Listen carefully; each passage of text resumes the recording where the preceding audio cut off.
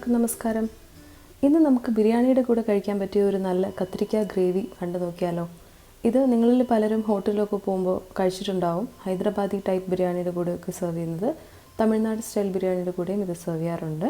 ഇതിൻ്റെ പ്രധാനപ്പെട്ട ഇൻഗ്രീഡിയൻസ് എന്ന് പറയുന്നത് എള്ളും കശകശയും നിലക്കടലയുമാണ്.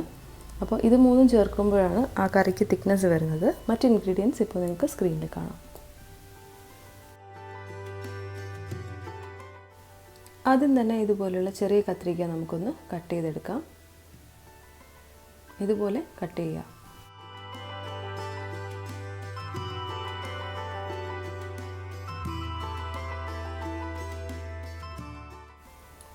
കട്ട് ചെയ്ത ശേഷം ഇതുപോലെ ഒരു ക്രോസ് ഇട്ട് കൊടുക്കുക അതിൻ്റെ താഴെ. അത് മസാല നന്നായിട്ട് ഉള്ളിലേക്ക് പിടിക്കാനാണ്. ഫുള്ളായിട്ട് കട്ട് ചെയ്യരുത്, കത്തിരിക്ക കട്ടായി പോവും. ഇങ്ങനെ ക്രോസ് ഇട്ട് കൊടുത്ത ശേഷം നമുക്കിത് ഫ്രൈ ചെയ്യാനായിട്ട് മാറ്റി വയ്ക്കാം. അതിനു മുമ്പായിട്ട് നമുക്ക് ചെറിയ ചില പണികളുണ്ട്. നമ്മുടെ നിലക്കടല ഒന്ന് വറുത്തെടുക്കാം. അത് നന്നായിട്ട് ഇതുപോലെ ഒന്ന് റോസ്റ്റ് ആവുന്നവരെ വറുത്തെടുക്കുക. അതിനുശേഷം നമ്മുടെ മസാല എല്ലാം ഒന്ന് വറുത്തെടുക്കാം. നമ്മുടെ മല്ലി, മുളക്, ഗരം മസാലയുടെ കാര്യങ്ങളൊക്കെ ഒന്ന് ഡ്രൈ റോസ്റ്റ് ചെയ്ത് എടുക്കാം.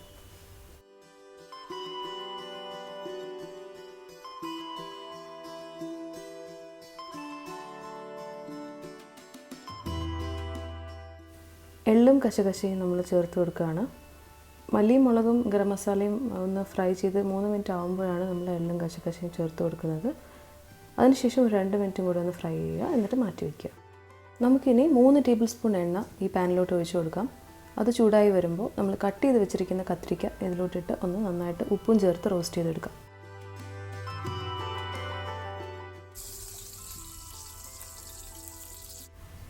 കത്തിരിക്ക റോസ്റ്റ് ആയിക്കൊണ്ടിരിക്കുന്ന സമയത്ത് തന്നെ നമ്മുടെ മസാല നമുക്ക് ഒന്ന് അരച്ചെടുക്കാം.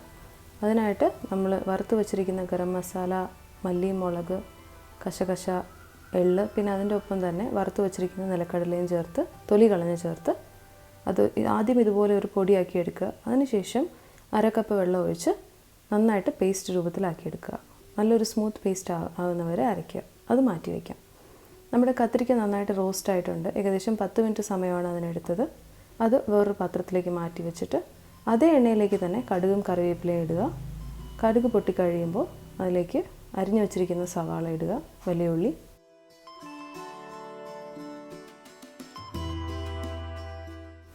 അത് നന്നായിട്ട് ഇതുപോലെ വാടി വരണം.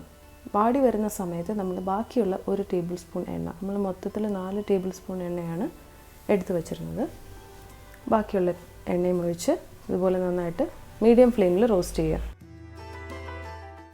ജിഞ്ചർ ഗാർലിക് പേസ്റ്റും തക്കാളിയും ചേർത്ത് കൊടുക്കുക.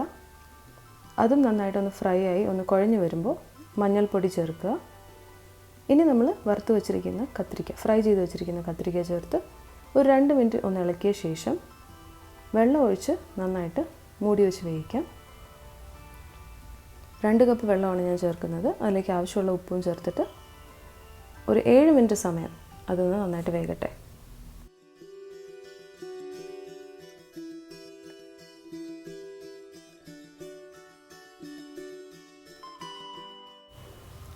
ഏഴ് മിനിറ്റ് കഴിഞ്ഞപ്പോൾ നമ്മുടെ കത്തിരിക്ക നന്നായിട്ട് സോഫ്റ്റായിട്ട് വെന്തിട്ടുണ്ട്. അതിലേക്ക് നമ്മൾ അരച്ച് വെച്ചിരിക്കുന്ന ഗരം മസാലയും കടലയും ഒക്കെയുള്ള പേസ്റ്റ് ചേർത്ത് കൊടുക്കാം.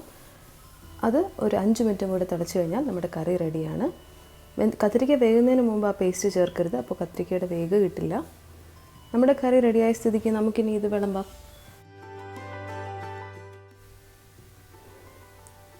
ഈ ഗ്രേവിക്ക് പറ്റിയ ഒരു നല്ല ബിരിയാണി റെസിപ്പിയും നമ്മുടെ ചാനലിലുണ്ട്. നിങ്ങൾ എന്തായാലും മറക്കാതെ ഐക്കാർഡും ഡിസ്ക്രിപ്ഷൻ ബോക്സും നോക്കുക. നവാബി ആർക്കോട്ട് ചിക്കൻ ബിരിയാണി. അത് വളരെ അധികം ഫ്ലേവർഫുൾ ആയിട്ടുള്ള സ്പൈസി ആയിട്ടുള്ളൊരു ബിരിയാണിയാണ്. അപ്പോൾ ഈ കത്തിരിക്ക ഗ്രേവി അതിൻ്റെ കൂടെ നല്ലൊരു കോമ്പിനേഷനാണ്. അല്ലാതെ തന്നെ ഹൈദരാബാദി ടൈപ്പിലുള്ള ബിരിയാണിയുടെ കൂടെയും നമുക്കിത് സെർവ് ചെയ്യാം.